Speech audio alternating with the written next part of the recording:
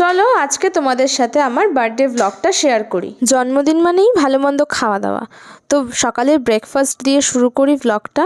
ব্রেকফাস্টে ছিল চাউমিন, এর জায়গায় লুচি হলে বেশি ভালো হতো, বাট বেশি হেভি খাওয়া হলে দুপুরের খাওয়াটা মিস হয়ে যেত, সেই জন্য আর কি হালকা পাতলার মধ্যে সেরে ফেলে। দুপুরের মেনুতে ছিল পোলাও আর চিকেন কষা, তার জন্য চিকেনটা আমি এখানে কষাচ্ছিলাম।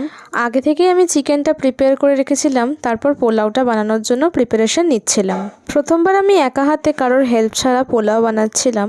একটা পোলাওয়ের রেসিপি আমার চ্যানেলে অনেক আগে আপলোড করেছিলাম, যদিও সেটা আমি একা করিনি, তো একটু ভয় তো লাগছিলই। আর চালের পরিমাণটা একটু বেশি থাকায় একটু বেশিই নার্ভাস লাগছিল। এবারের পোলাওটা আমি একটু অন্যরকমভাবে বানিয়েছি, আর সাদাই রেখেছি পোলাওটা।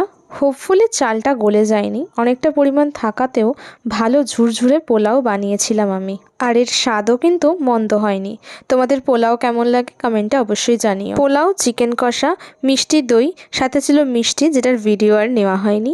তারপর একটা ঘুম দিয়ে নিয়েছিলাম। বিকেলবেলা একটা জায়গায় যাওয়ার জন্য একটু রেডি হয়ে নিয়েছিলাম, এটা ছিল আমার আউটফিট। আমি আর আমার হাজব্যান্ড টুকটুক করে হাঁটতে হাঁটতে চলে গেছিলাম একটা জায়গায়। কোথায় গেছিলাম সেটা বড় ভ্লগে তোমাদের সাথে শেয়ার করব। সেটা দেখার জন্য যারা যারা চ্যানেল নতুন তারা অবশ্যই সাবস্ক্রাইব করে নিও।